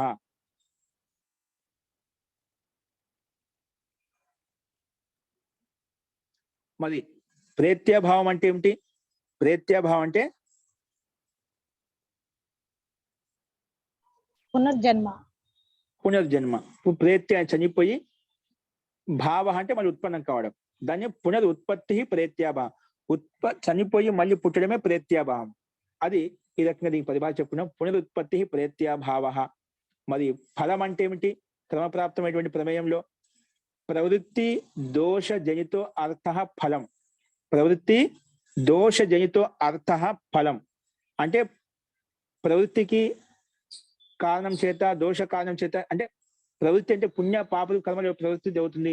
అది ఎలా జరుగుతుంది? దోషాల కారణంగా, రాగద్వేషాల కారణంగా ఆ ప్రవృత్తి కలుగుతుంది. ఆ ప్రవృత్తి కలిగినప్పుడు అయితే ఉత్పన్నం అవుతుందో, అంటే ఫలం ఉత్పన్నం అవుతుందో, దోష కారణంగా ప్రవృత్తి చేసినప్పుడు పుణ్యరూపి పాపలు కర్మలు అయితే నీకు ఫల ప్రాప్తి కలుగుతుందో దాన్ని ఇక్కడ ఫలంగా తీసుకున్నాము. అంటే సుఖ దుఃఖ సంవేదనానికి రూపు ఏదైతే ఉందో ఫలం, అది ఇక్కడ మనం ఫలంగా తీసుకున్నామంట. ఓకే, సుఖానుభూతి దుఃఖానుభూతి యొక్క వేదన ఏదైతే ఉందో అది ఫలం. అది ఎలా కలిగింది? దోష జనితో అర్థ. దోష కారణంగా ప్రవృత్తి కలిగింది. ఆ ప్రవృత్తి వలన ఏదైతే ఉత్పన్నమైందో ఆ ఉత్పన్నమైన ఫలం అది సుఖరూపి ఫలం కావచ్చు, దుఃఖరూపి ఫలం కావచ్చు. ఆ సంవేదన ఇక్కడ ఫలంగా తీసుకున్నాము. అందుకే ప్రవృత్తి దోష జనితో అర్థ. ప్రవృత్తి దోష జనితో అర్థ. ప్రవృత్తి దోష జనితంగా ఉత్పన్నమైనటువంటి అర్థం ఏదైతే ఉందో, అర్థం ఫలం, దాన్ని ఇక్కడ ఫలంగా తీసుకున్నాము. కాబట్టి ప్రవృత్తి దోష జనితో అర్థ ఫలం అని చెప్పి చెప్తున్నాం. మరి దుఃఖం అంటే ఏమిటి? బాధనా లక్షణం దుఃఖం. దుఃఖం అంటే ఏమిటి? బాధనా లక్షణం దుఃఖం అని చెప్పి ఇక్కడ చెప్పుకున్నామట. అంటే మనం పూర్వంలో ఏ విధంగా ఫలం చెప్పుకున్నాము అంటే సుఖ దుఃఖానుభూతి యొక్క సంవేదన ఫలం అని చెప్పుకున్నదా, ఆ ఫలాన్ని దుఃఖాన్ని ఫలాన్ని అయితే ఉందో సుఖ విపాకం అనుభూతి కర్మ, దుఃఖ విపాకం చ. జీ జీ కాబట్టి ఆ పూర్వోక్తంలో చెప్పినటువంటి ఫల ప్రాప్తి ఏదైతే ఉందో అది ఉండటం కారణంగా మనం దుఃఖం కలుపుతున్నాం. ఫల ప్రాప్తి అంటే ఏమిటి? అది చెప్పాక సుఖ దుఃఖాన్ని సంవేదన చెప్పాం. ఆ సుఖానుభూతి కావచ్చు, దుఃఖానుభూతి కావచ్చు. దుఃఖం వల్ల మనకు దుఃఖ ప్రాప్తి కలుగుతుంది, దాని సందేహం లేదు. సుఖం వల్ల కూడా దుఃఖం కలుగుతుంది. ఎందుకంటే సుఖం అనేది సంసారంలో లేశ మాత్రం కూడా దుఃఖం లేకుండా ఉండదన్నమాట. సుఖం దుఃఖం మిశ్రితమైతే సుఖం అనమాట. కానీ అక్కడ దుఃఖం ఉంటుంది. కాబట్టి మనం ముందు చెప్పుకున్నటువంటి ఆ ఫలం ఏదైతే ఉందో సుఖ దుఃఖానుభూతి యొక్క సంవేదన ఏదైతే ఫలం అని చెప్పుకున్నామో అది కారణము. ఆ సుఖ దుఃఖాన్ని సంవేదన ఉందనుకోండి, అక్కడ ఖచ్చితంగా దుఃఖం ఉంటుంది. ఎందుకంటే సుఖము దుఃఖం ఇవన్నీ కూడా శరీరంతో సంయుక్తమై ఉంటాయి. శరీరంతో సంయుక్తమైనప్పుడు ఆ దుఃఖ ప్రాప్తి కూడా మనకు కలుగుతుంది. ఈ శరీరం దుఃఖంతో అనువిద్ధమై ఉంటుంది కాబట్టి ఇది బాధన లక్షణం దుఃఖం. బాధ యొక్క స్వరూపం అయితే ఉందో అదే దుఃఖం. ఏ బాధ? అది సుఖ దుఃఖాను సంవేదన అయితే ఉందో అటువంటి సంవేదన యొక్క స్వరూపం అయితే ఉందో దాన్ని దుఃఖం అని చెప్పుకున్నమాట. కాబట్టి బాధన లక్షణం దుఃఖం అని చెప్పి దుఃఖానుభూతి సుఖానుభూతి. ఎందుకంటే దుఃఖానుభూతిలో మన దుఃఖం ఎలా కనిపిస్తుంది, సుఖానుభూతిలో దుఃఖం ఉంటుంది, సుఖంలో కూడా దుఃఖం ఉంటుంది. అందుకే ఎక్కువ దుఃఖంతో అనువిద్ధమైంది కాబట్టి దాన్ని మహాపురుషులు ఏమంటున్నా అంటే ఇది దుఃఖ కోటిలో ప్రక్షిప్తం చేస్తారు అన్నమాట. సుఖం కూడా దుఃఖంతో నియుక్తమై ఉంది, దుఃఖంతో అనువిద్ధమై ఉంది కాబట్టి ఇదే దుఃఖమే అని చెప్పి వదిలేస్తూ ఉంటారు అన్నమాట. కాబట్టి అందుకే బాధన లక్షణం దుఃఖం. బాధ స్వరూపమైన లక్షణ స్వరూపం అయితే బాధతో యుక్తమైన లక్షణం అయితే ఉందో స్వరూపం అయితే ఉందో దాన్ని దుఃఖంగా చెప్పుకున్నాం. ఈ రకంగా 11వ ప్రమేయం చెప్పుకున్నాం. నెక్స్ట్ వచ్చేసి అపవర్గం. అపవర్గం అంటే ఏమిటంటే అత్యంత విమోక్షో అపవర్గ. ముందు చెప్పిన దుఃఖం అవుతుందో ఆ దుఃఖాన్ని అత్యంతంగా తొలగించుకోవడమే అపవర్గం అంటాము. ముందు చెప్పిన దుఃఖాన్ని అత్యంతంగా తొలగించుకోవడమే అపవర్గం అని చెప్పుకున్నాం. కాబట్టి అపవర్గం కలగాలంటే మనం ముందు చెప్పుకున్న తత్వజ్ఞానాత్ నిశ్రేయసాదిగమ అని చెప్పుకున్నాం కదా. అది కలగాలంటే మనం క్రమంగా అజ్ఞానాన్ని తొలగించుకున్నప్పుడే ఇవి క్రమంగా ఒకదానికొట్టి మనం ఆ జన్మ తొలగిపోయినప్పుడు దుఃఖాలు తొలగిపోతాయి. అప్పుడే మనకు ఆ దుఃఖం తొలగినప్పుడే అపవర్గం కలుగుతుంది. అందుకే తది ఎలా తొలగిపోవాలి? తది అత్యంత విమోక్ష, అత్యంతంగా పూర్తిగా తొలగించుకోవాలి. లేశ మాత్రం కూడా దుఃఖం ఉండకూడదు. అంటే కర్మలను దగ్ధభ్యం చేయాలి, నష్టం చేయాలి. జన్మ దుఃఖమే లేకపోతే ఏం చెప్పాను కదా, ప్రవృత్తి లేకపోతే జన్మే ఉండదు, జన్మే లేకపోతే దుఃఖమే ఉండదు. కాబట్టి ఆ దుఃఖాన్ని తొలగించుకున్నప్పుడే మనకు అపవర్గం తొలుగుతుంది. దుఃఖం ఉందంటే ఖచ్చితంగా నీలో జన్మ ఉంటుంది, కర్మలు ఉన్నాయి జన్మ ఉంటుంది, జన్మ ఉందంటే ఖచ్చితంగా నీకు దుఃఖం కూడా కలుగుతుంది. కాబట్టి మనం క్రమంగా తత్వజ్ఞానం చేత మనము ఆ దోషాలను తొలగించుకోవాలి. దోషాలను తొలగించుకున్నప్పుడు మిథ్యా ప్రవృత్తి తొలగిపోతుంది. అప్పుడు ప్రవృత్తి లేనప్పుడు కర్మ లేనప్పుడు జన్మ కూడా ఉండదు, జన్మ లేకపోతే దుఃఖం కూడా ఉండదు. కాబట్టి అదో దుఃఖాన్ని పూర్తిగా తొలగించుకోవడమే తద్ అత్యంత విమోక్ష అపవర్గ అని చెప్పి ఈ 12 రకాల ప్రమేయాల గురించి మనం చెప్పుకున్నామండి. అస్తు. ఈ రకంగా అపవర్గం నుంచి 12 ప్రమేయాలు. ప్రమాణము, ప్రమేయము, ప్రమాణం 5 రకాలు, ప్రమేయం కూడా 12 రకాలు. అవి ఏంటివో మనం లక్షణం ద్వారా చెప్పుకున్నామట.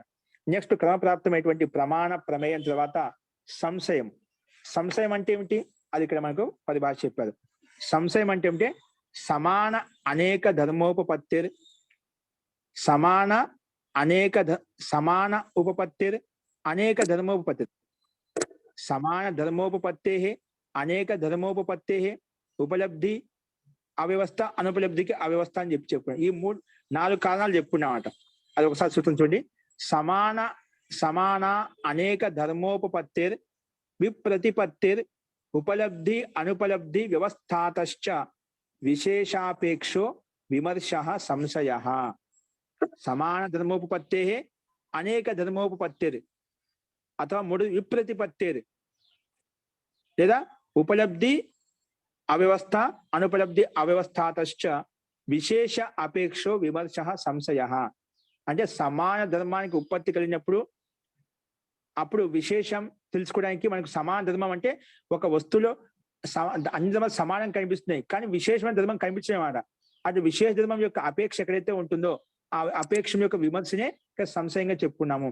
కానీ సమాన ధర్మోపపత్తేర్ విశేష అపేక్షో విమర్శ సంశయ అని చెప్పి ఇది ఒక లక్షణం చెప్పు. అంటే సంశయం కారణము సమాన ధర్మాలు అన్ని ఒకే వస్తువులో సమాన ధర్మాలు ఉన్నాయి, అక్కడ విశేషమైన లక్షణం కనిపించకూడదు, అక్కడ సంశయం ఏర్పడుతుంది. ఆ సంశయం చెప్పినప్పుడు కలిగేటువంటి విమర్శనం అంటే విశేష అపేక్ష యొక్క విమర్శ ఏదైతే ఉంటుందో ఆ విశేషమైన లక్షణం ఏంటి, విశేషమైన ధర్మం ఏంటి తెలుసుకోవాల్సినటువంటి విమర్శ అయితే ఉందో దాన్నే మనం సంశయం ఏర్పడు. అంటే విమర్శ ఎక్కడైతే ఉంటుందో అక్కడ సంశయం ఏర్పడుతున్నమాట. అంటే విశేష అపేక్ష యొక్క విమర్శ, విశేషమైన తత్వాన్ని ధర్మాన్ని లక్ష్యం తెలుసుకోవడం కోసం ఎక్కడైతే సంశయం ఉంటుందో విమర్శ ఉంటుందో అది సంశయంగా చెప్పుకున్నాము. మరి అంటే సంశయం కారణం ఒకటి సమాన ధర్మాలు ఉన్నప్పుడు కూడా సంశయం కలుగుతుంది. అలాగే అనేక ధర్మోపత్తి ఒక వస్తువులు అనేక విశేషంగా ఉన్నప్పటికీ కూడా అప్పుడు మనకు సంశయం కారణం అవుతుంది. అనేక విశిష్టమైన ధర్మాలు ఉన్నప్పుడు దాంట్లో మనకు అన్ని విశేషమైనప్పుడు దాంట్లో వాస్తవికమైన వస్తు పదార్థం ఏంటి, అక్కడ సంశయం ఏర్పడుతుంది అన్నమాట. కాబట్టి సంశయానికి కారణం అనేక ధర్మాలు, విశిష్టమైన ధర్మాలు ఉన్నప్పుడు కూడా సంశయం కారణం అవుతుంది. అలాగే విపరీతపత్తి, విపరీతమైన జ్ఞానం ఉన్నప్పుడు కూడా ఒకే వస్తువులో ఒకే పదార్థంలో రెండు విపరీత ధర్మాలు ఉన్నప్పుడు అక్కడ సంశయం ఏర్పడుతుంది. అందుకే విపరీతపత్తే రీతి విశేషాపేక్ష విమర్శ సంశయం అని చెప్పి చెప్పుకోవచ్చు. అలాగే ఉపలబ్ధికి అవ్యవస్థ, ఒక ఉపలబ్ధిగా మనకు కనిపిస్తుంది కానీ అక్కడ వాస్తవం చూస్తే లేదు. ఇప్పుడు మృగ మరీచిక ఏ విధంగా ఉందో, ఎండమావులు ఏవైతే ఉన్నాయో అక్కడ ఉపలబ్ధికి అవ్యవస్థ, ఒకసారి అనుపలబ్ధికి అవ్యవస్థ.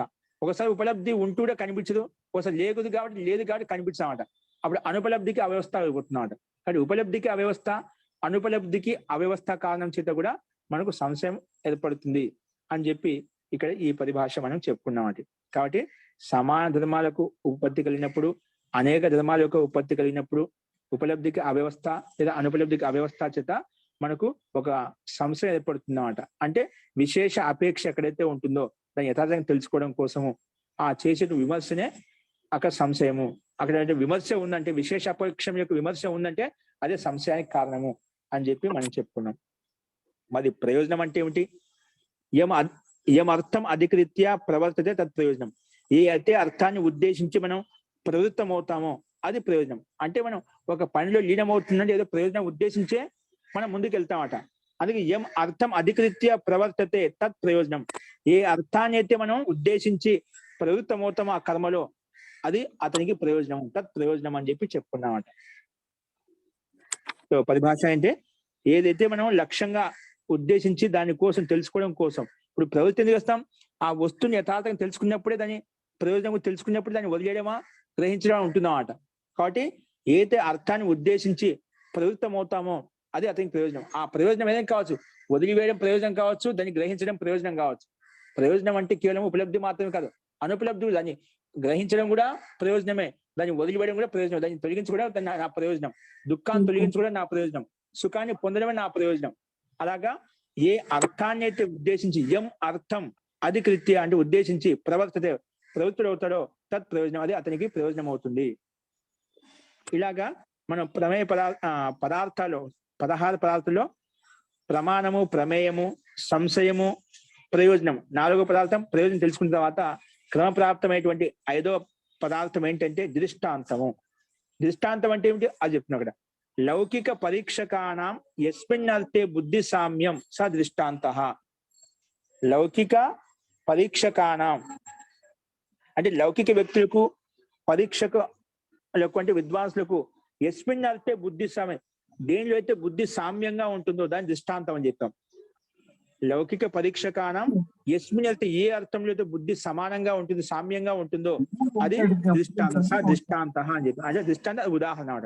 దాన్ని మనం గుర్తించాలి, దాన్ని మనం ఏదైనా మన విషయాన్ని సిద్ధింప చేసుకోవడం కోసం మనం ప్రస్తావించాలన్నమాట. కానీ ఏంటండి, కాబట్టి సామాన్య వ్యక్తులకు సామాన్య వ్యక్తులు కావచ్చు, విశిష్టమైన వ్యక్తులు కావచ్చు, అందరికీ ప్రసిద్ధమైన అర్థం ఒకే విధంగా ఉంటే అటువంటి దృష్టాంతం అయితే ఉందో అది ఉదాహరణగా మనం పేస్ట్ చేసుకోవచ్చు. కానీ దృష్టాంతం అంటే లౌకిక పరీక్షకానం యస్మిన్ అర్థ ఏ అర్థంలో బుద్ధి సామ్యంగా ఉంటుంది సార్ దృష్టాంతాన్ని దృష్టాంతం అంటామని చెప్పి చెప్పుకున్నాం. కానీ ఇది దృష్టాంతం పరిభాష చెప్పుకున్నాం, అది ఈ రకంగా ఉండాలి, అది దృష్టాంతం, అది ఉదాహరణగా చెప్పుకుంటాం. మరి దృష్టాంతం చెప్పిన తర్వాత నెక్స్ట్ పదార్థం వచ్చేసి సిద్ధాంతం. సిద్ధాంతం అంటే ఏమిటి అది ఇక్కడ ప్రస్తావించదు. ఆ తంత్ర అధికరణ అభ్యుపగమ సంస్థితి సిద్ధాంత. తంత్ర అధికరణ అభ్యుపగమ సంస్థితి అయితే ఉందో సిద్ధాంతం అంటాం. అంటే మనకు ఈ మూటికి కలిపి సిద్ధాంతం చెప్పామట. అంటే దీనికి ఒక పరిభాష. సిద్ధాంతం అంటే తంత్రం అంటే శాస్త్రం అంట. తంత్రాధికరణము అభ్యుపగమ సంస్థితి అయితే ఉందో, తంత్ర అధికరణ అభ్యుపగమ సంస్థితి సిద్ధాంతం అని చెప్పి ఇది లక్షణం చెప్పుకున్నాం. ఆ సిద్ధాంతం ఎన్ని రకాలు అంటే ఇక్కడ 4 రకాలు చెప్పుకున్నాం.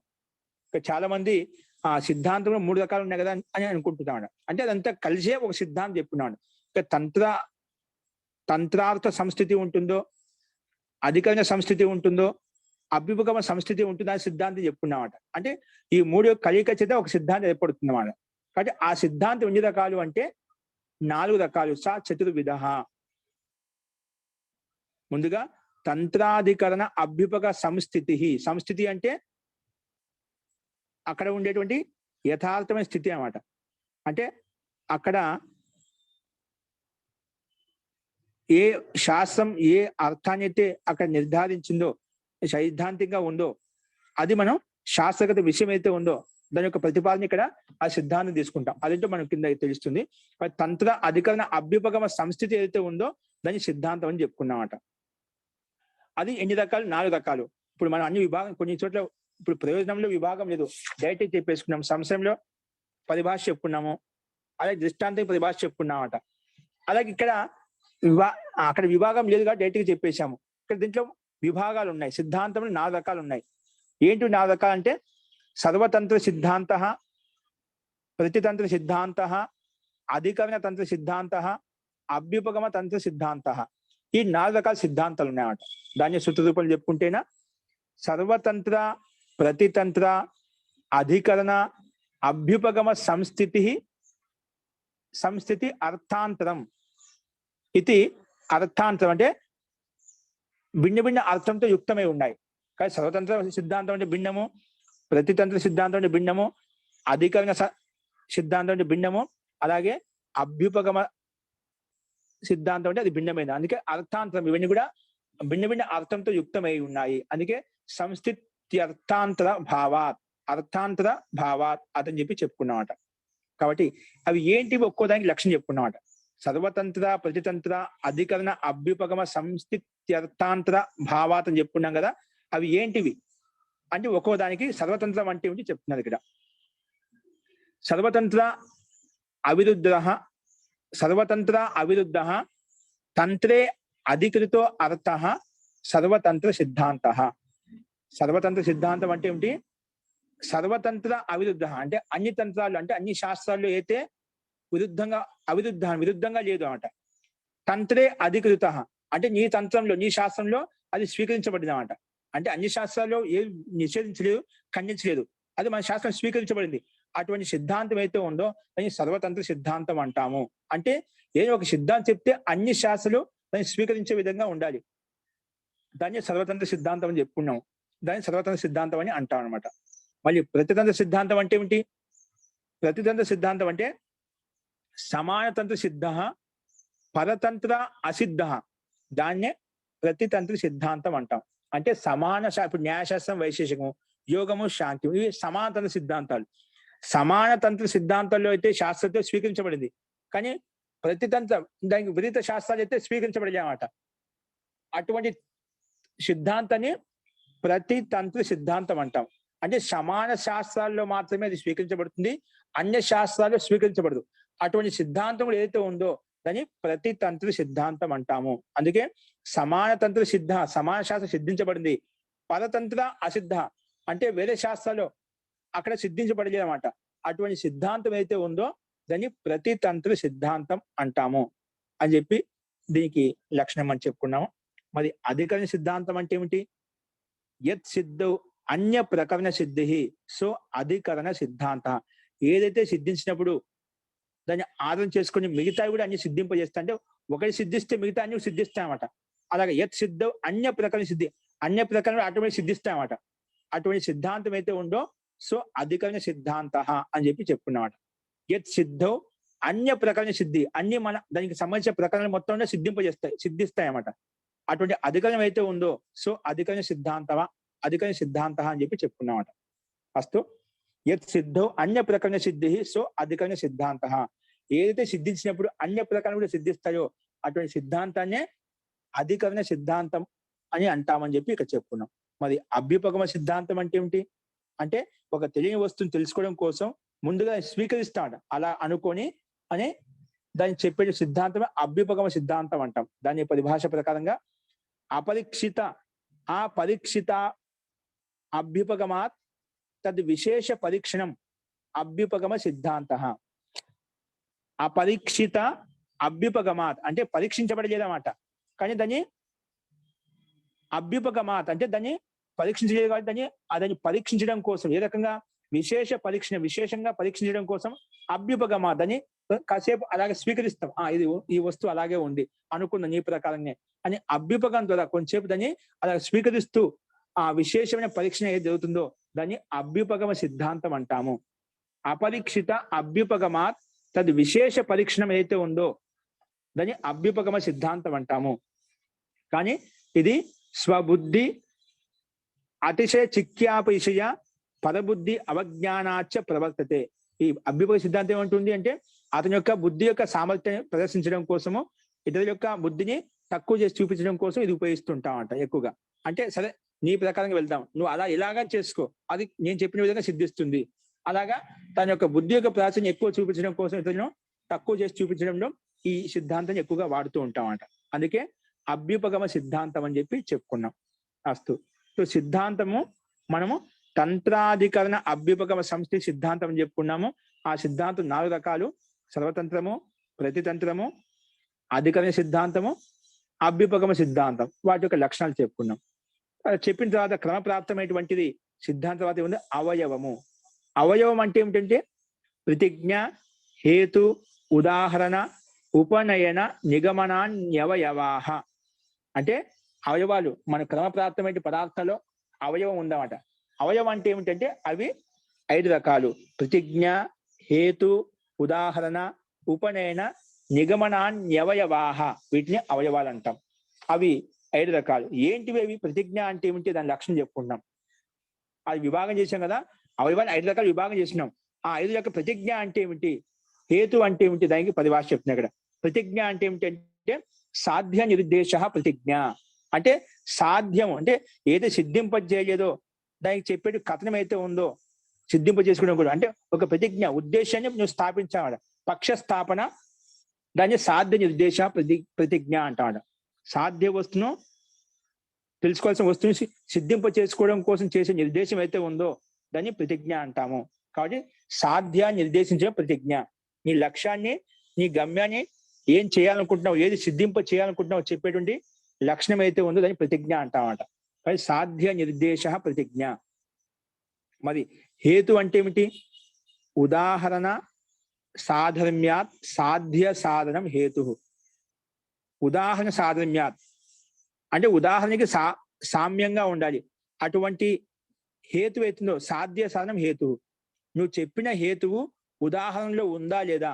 ఉదాహరణలో ఉంటే అటువంటి సాధ్యానికి సాధనం అవుతుంది. నువ్వు చెప్పే హేతువు సాధ్యానికి అంటే మన లక్ష్యానికి, మన లక్ష్యం అంటే మన ప్రతిజ్ఞకు అది హేతు అయిపోతుంది. అందుకే ఉదాహరణ సాధర్మ్య, ఉదాహరణ సాధర్మ్యంగా ఉంటూ ఏదో సాధ్యానికి సాధనంగా ఉంటుందో దాన్ని హేతు అంటాము అని చెప్పి ఈ రకంగా హేతువుకి పరిభాష చెప్పాం. తథా వైధర్మ్యాత్, అది సాధర్మ్యం చేత కాకుండా వైధర్మ్యంతో కూడా చెప్పొచ్చు. అంటే ఉదాహరణ సాధర్మ్యాత్ ఉంది కదా, దాని ఉదాహరణ వైధర్మ్యాత్ అంటే విపరీతంగా ఉదాహరణ ద్వారా కూడా మనము దానికి హేతుని ప్రస్తావించవచ్చు. అంటే సమవ్యాప్తి విషమ వ్యాప్తి అని చెప్పి చెప్పుకున్నామాట. కానీ ఉదాహరణ వైధర్మ్యాత్ సాధ్య సాధనం హేతు అని చెప్పి ఈ రకంగా చెప్పుకోవచ్చు. అందుకే తథా వైధర్మ్యాత్ చెప్పి పూర్తిగా సూత్రం ఇవ్వకుండా అక్కడ వైధర్మ్య శబ్దం ఒకటి మనం కలుపుకుంటేనే ఆ హేతు యొక్క ఉదాహరణ సూత్రం ఏతుందో అదే సూత్రం ఇక్కడ తీసుకోవచ్చు అని చెప్పుకున్నాం. అస్తు. మళ్ళీ ఉదాహరణ అంటే ఏమిటి? సాధ్య సాధర్మ్యాత్ తద్ధర్మ భావి దృష్టాంత ఉదాహరణం. సాధ్య సాధర్మ్యాత్, సాధ్యానికి సాధర్మ్యంగా ఉండాలి అంటే లక్ష్యానికి అంటే ప్రతిజ్ఞ సాధర్మ్యంగా ఉండాలి. తద్ధర్మ భావి, ఆ ధర్మం అందులో ఉండాలన్నమాట. ఆ ధర్మం అందులో ఉండాలి. ఏ ఉదాహరణ పరిచేసావో ఆ ధర్మం సాధ్యంలో ఉన్న ధర్మం ఇందులో కూడా ఉండాలన్నమాట. ఆ తద్ధర్మ భావి ఏదైతే ఉందో అటువంటి దృష్టాంతమే ఉదాహరణగా చెప్పుకుంటాము. అందుకే సాధ్య సాధర్మ్య తద్ధర్మ భావి దృష్టాంతం అయితే ఉందో దాన్ని ఉదాహరణ అని చెప్పి చెప్పుకున్నాము. అలాగే తద్విపర్యాద్వా విపరీతం అంటే సేమ్ పైన చెప్పిన విధంగానే సాధ్య సాధర్మ్యాత్ అని చెప్పిన కదా, అలా కాకుండా సాధ్య వైధర్మ్యాత్, సాధ్యానికి వైధర్మ్యం అంటే విపరీత ఉదాహరణ. ఏ విధంగా అయితే ఉదాహరణలో ఉందో ఆ రకంగా ప్రతిజ్ఞలో అంటే సాధ్యంలో లేదు, అలాగ విపరీతంగా కూడా చెప్పి మనం ఉదాహరణ పేస్ట్ చేస్తాం అన్నమాట. కాబట్టి సాధ్య వైధర్మ్యాత్ అతద్ధర్మ భావి అంటే ఆ ధర్మం అందులో లేదు. అంటే ఉదాహరణలో ఏదో ధర్మం ఉందో అదే ధర్మము ప్రతిజ్ఞలో కూడా ఉండాలన్నమాట. అలాగే ఇక్కడ వైధర్మ్యంగా ఉదాహరణ ఇచ్చినప్పుడు సాధ్యం ఉదాహరణలో ఏదైతే ధర్మం ఉందో ఆ ధర్మం ప్రతిజ్ఞ లేదు, సాధ్యం లేదు. అందుకే అతద్ధర్మ భావి అని చెప్పాను ఇక్కడ. సాధ్య వైధర్మ్యాత్ అతద్ధర్మ భావి, తద్ధర్మ భావి కాదు, అతద్ధర్మ భావి దృష్టాంత ఉదాహరణం అని చెప్పి చెప్పుకున్నమాట. అంటే ఏ ధర్మం ఉదాహరణలో ఉందో అదే ధర్మము సాధ్యంలో కూడా ఉంటే, అంటే ప్రతిజ్ఞలో ఉంటే దాన్ని తద్ధర్మ భావి అంటాము. ఏ ఉదాహరణలో ధర్మం ఉందో ఆ ధర్మం అనేది ప్రతిజ్ఞ లేకపోతే దాన్ని అతద్ధర్మ భావి అంటాము. అటువంటి ఉదాహరణమే ఇక్కడ దృష్టాంతంగా చెప్పుకున్నాము. అస్తు. మరి ఉపనయనం అంటే ఏమిటి? ఉదాహరణాపేక్ష తథా ఇది ఉపసంహారో నా తథా ఇది వా సాధ్యస్య ఉపనయ. ఉపనయనంలో ఏం చేస్తామంటే ఉదాహరణ చూపిస్తూ, ఉదాహరణలో ఏ విధంగా అయితే ఉందో అలాగే సాధ్యంలో కూడా అలాగే ఉంది, ఉదాహరణలో ఏ విధంగా అవుతుందో సాధ్యంలో అలాగా లేదు అని చెప్పేది సాధనం అయితే ఉందో దాన్ని ఉపనయనం అంటాము. అందుకే ఉదాహరణ అపేక్ష తథా ఇది ఉపసంహార. తథా అంటే యథా ఉదాహరణలో ఉందో, ఏ విధంగా ఉదాహరణ తథా అలాగా అని ఉపసంహరించడం. లేదా ఎలాగైతే ఉదాహరణలో ఉందో నా తథా అలా ఉదాహరణ లేదు అని ఉపసంహరించేటువంటి సాధ్యానికి సాధనం అయితే ఉందని ఉపనయనం అంటాం. ఉపనయ అంటే ఉపనయనం అని చెప్పుకుంటామంట.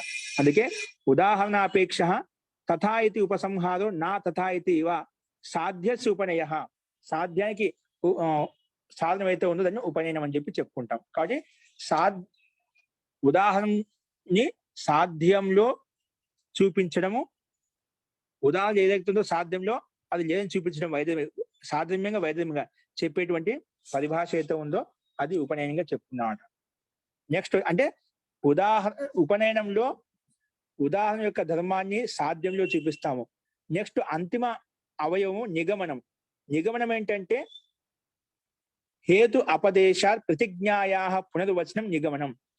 హేత్వపదేశాత్ ప్రతిజ్ఞాయా పునర్వచనం, ప్రతిజ్ఞ యొక్క పునర్వచనం అయితే ఉందో దాన్ని నిగమనం అంటాం. కానీ నిగమనంలో మనము హేతును చూపిస్తూ ప్రతిజ్ఞను మళ్ళీ కథనం చేస్తామట. ఉదాహరణ ఏం చేశాము, ఉపనయనం ఏం చేశాము, ఉదాహరణను చూపిస్తూ సాధ్యాన్ని నిరూపించాం. నిగమనంలో హేతును చూపిస్తూ సాధ్యాన్ని నిరూపిస్తామట. కాబట్టి హేత్వపదేశాత్ అని హేతు యొక్క ఉపదేశిస్తూ, హేతుని ప్రస్తావిస్తూ, ప్రతిజ్ఞ అయితే ఉందో సాధ్య నిర్దేశం ఏదైతే ఉందో అంటే ప్రతిజ్ఞ ఏదైతే ఉందో ప్రతిజ్ఞాయా పునర్వచనం, ప్రతిజ్ఞ మళ్ళీ చెప్పడం ఏదైతే ఉందో దాన్ని నిగమనం అంటాము అని చెప్పి ఈ రకంగా నిగమనానికి మనం పరిభాష చెప్పుకున్నామండి. కాబట్టి హేత్వపదేశాత్ ప్రతిజ్ఞాయా పునర్వచనం అయితే ఉందో, హేత్వపదేశాత్ ప్రతిజ్ఞాయా పునర్వచనం నిగమనం అంటే హేతు యొక్క ఉపదేశాన్ని చెప్తూ ప్రతిజ్ఞకు మళ్ళీ పునర్వచనం చేయడం ఏదైతే ఉందో దాన్ని నిగమనం అంటామని చెప్పి చెప్పుకున్నాం. అస్తు. ఇలా చెప్పిన తర్వాత ఈ పంచ అవయవాల యొక్క లక్షణం చెప్పుకున్న తర్వాత మరి తర్కం అంటే ఏమిటి? క్రమప్రాప్తమైనటువంటి అవయవ తర్కం వచ్చిందట మనకు 16 పదార్థాల్లో. నెక్స్ట్ పదార్థం ఏంటి? అవయవంతో తర్కము. తర్కం అంటే ఏమిటంటే అవిజ్ఞాత తత్వే అర్థే కారణోపపత్తిత తత్వజ్ఞానార్థం ఊహ తర్క. అవిజ్ఞాత తత్వే అర్థే అంటే అవిజ్ఞాతమైనటువంటి తెలియనటువంటి అర్థమైతే ఉందో దాన్ని కారణపూర్వకంగా తెలుసుకోవడంలో చేసే ఊహ ఏదైతే ఉందో దాన్ని తర్కం అంటాము. అవిజ్ఞాత తత్వే అర్థే అంటే విజ్ఞాతం కానటువంటి అర్థమైతే ఉందో దానికి కారణోపపత్తిత కారణపూర్వకంగా తెలుసుకున్నాం అనుకోండి, తెలుసుకునే ప్రయత్నం అయితే తత్వజ్ఞానార్థం అంటే తత్వజ్ఞానం కోసం, యథార్థ జ్ఞానం కోసం చేసిన ఊహ ఏదైతే ఉందో దాన్ని తర్క అంటాం. అది ఎలా ఉండాలి? కారణోపపత్తిత, కారణపూర్వకంగా ఉపస్థితం కావాలన్నమాట, హేతుపూర్వక సహేతుకంగా ఉండాలన్నమాట. అలా చేసేది తత్వజ్ఞానం కోసం చేసిన ఊహ ఏదైతే ఉందో దాన్ని తర్కం అంటాము. కాబట్టి అవిజ్ఞాతమైన పదార్థాన్ని తెలుసుకోవడం కోసము చేసేటువంటి ఊహ ఏదైతే ఉందో దాన్ని తర్కం అంటాము. అది కారణోపపత్తి పూర్వకంగా ఉండాలి అని చెప్పి దీనికి తర్కానికి పరిభాష చెప్పుకున్నాం. కాబట్టి తర్కం ఎల్లప్పుడూ ఒక తెలియని పదార్థాన్ని తెలుసుకోవడం కోసం ఊహాపోహ ద్వారా ఆ విషయాన్ని మనం తెలుసుకుంటాము, అది తర్కం అని చెప్పుకున్నాం. మరి తర్కం తర్వాత నెక్స్ట్ నిర్ణయం ఏంటి? అంతిమ సూత్రము ఇక్కడ విమృశ్య పక్ష ప్రతిపక్షాభ్యాం అర్థావధారణం నిర్ణయ. విమృశ్య అంటే ఏ రకంగా పక్షాన్ని ప్రతిపక్షాన్ని, స్వపక్షాన్ని పరపక్షాన్ని విమర్శించి విమర్శించిన తర్వాత ఏదైతే అర్థం నిర్ధారణ చేయబడుతుందో ఆ నిర్ధారణే నిర్ణయంగా తీసుకుంటాము. అంటే ఒకే పదార్థంలో రెండు విపరీత భావనలు ఉన్నప్పుడు దాన్ని విమర్శిస్తాం, విచారిస్తాం, ఇది అవునా కాదా, ఎలా ఉంది, ఏ విధంగా ఉంది. పక్షము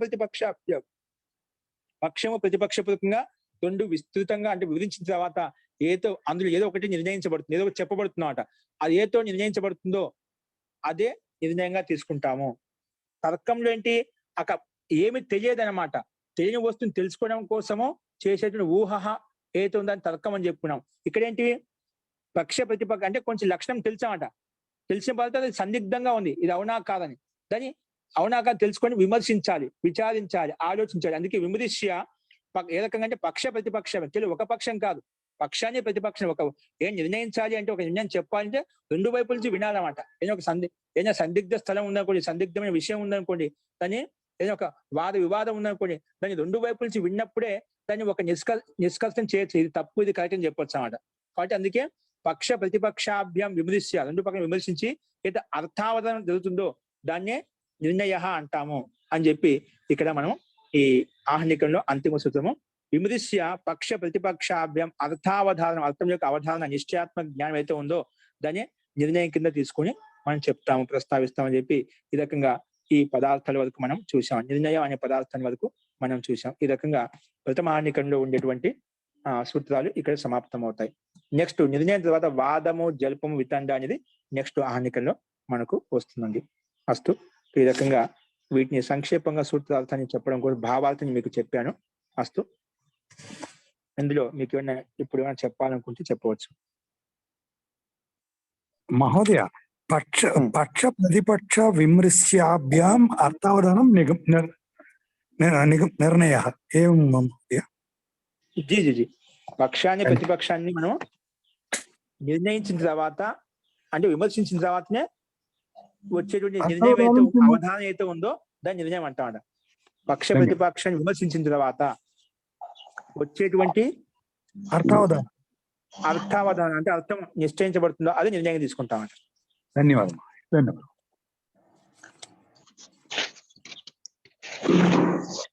అస్తు. సో ఈ రకంగా మీకు కొన్ని చెప్పాను, సూత్రాలు గుర్తు పెట్టుకుంటే మీకు వచ్చేస్తాయి. అందుకే సూత్రంలో అర్థం ఉంటుంది మనకు, కాబట్టి ఆ రకంగా ప్రయత్నం చేస్తే అర్థం అవుతుంది. కాబట్టి మనం సంశయం చేసిన తర్వాత సంశయం కలిగిందంటే మనం పక్ష ప్రతిపక్ష పూర్వకంగా రెండింటిని విచారిస్తాం. విచారించినప్పుడు ఏదైతే అర్థావధానం కలుగుతుందో అదే నిర్ణయం అని చెప్పి చెప్తున్నమాట. ఇది అలాగా ఉంది, ఇది అలా కాదు అని చెప్పి సంశయం ఉత్పన్నమైనప్పుడు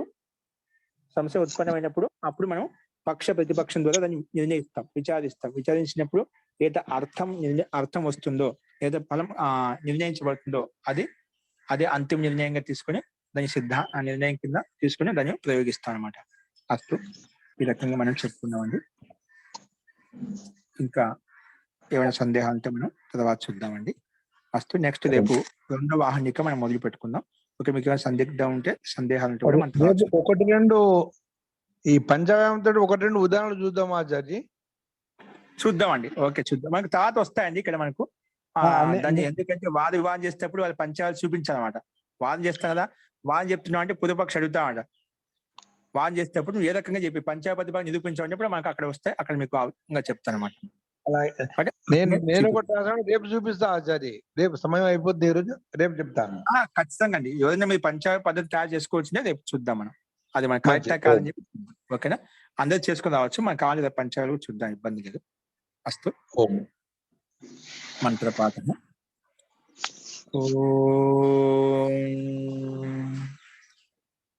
సర్వే భవంతు సుఖినః, సర్వే సంతు నిరామయాః, సర్వే భద్రాణి పశ్యంతు, మా కశ్చిద్ దుఃఖభాగ్ భవేత్. ఓం శాంతి శాంతి శాంతి. సర్వేభ్యో నమః. నమస్తే మహోదయ. నమస్తే మహోదయ. నమస్తే మహోదయ.